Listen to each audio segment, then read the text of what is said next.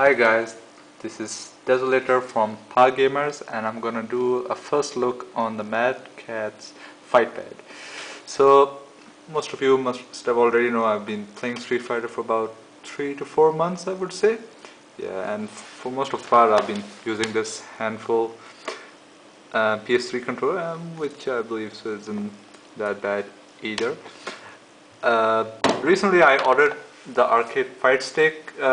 Unfortunately it was out of stock, so I had to go with the fight pad. I was a little let down. It was a little let down for me as well, but anyways, I got it, and to tell you the truth, I'm quite excited about this one.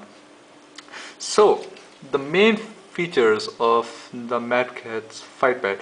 First of all, the size is quite nice. I thought this might be a little bigger than the PS3 camera, but as you can see over here, the size is almost the same. Okay, and secondly, if you see the buttons on the PlayStation and on the fight pad, these are a little bigger than those were. Secondly, the buttons are quite nice as well. You can press them more easily as compared to the PlayStation 1. Other thing you might have noticed, you have 3 buttons over here, whereas 2 on this one. So definitely a big edge over here as compared to these R2 and L2 buttons. Okay, so what else? Yeah, the D-pad.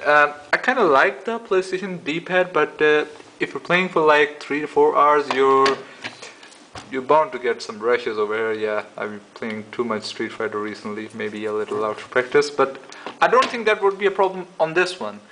The reason being, if you see the control closely, it's a little floating. It isn't like you have to really mesh it down. It's quite loose. It's not quite loose, but it isn't that tough to press either as compared to the D-pad on the PlayStation 3. The last thing would be the trigger buttons, the L1 and the R1 buttons. You can see they are quite big. They are almost twice the size as the L1 and the R1 buttons on the PlayStation 3. So there's no chance you're gonna miss that Ultra when you need it most. And as you can see, you need to press this a little, and if compared to the L2 and R2, it's quite a big difference.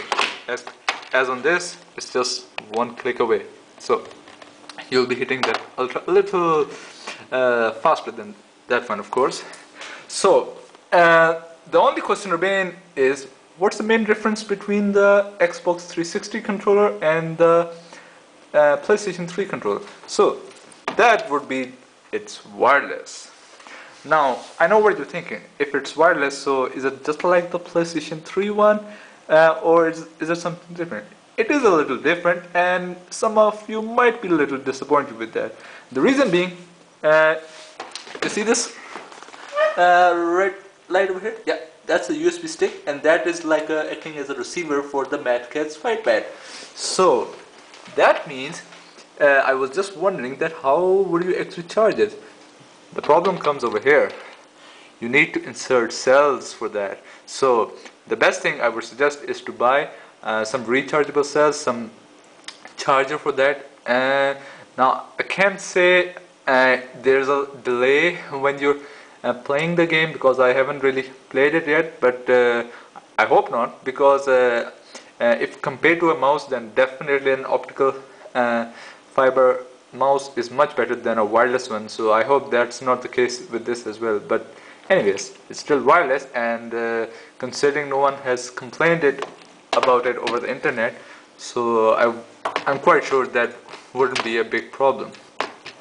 So what I'm gonna do, I'm gonna play the game right now, so you guys might as well want to get this for yourself as well, and hopefully it will improve your game majorly. So that's about it. That was my first look on the MadCats fight pad, and I hope it was useful for some of you. Thanks guys. Desolator out.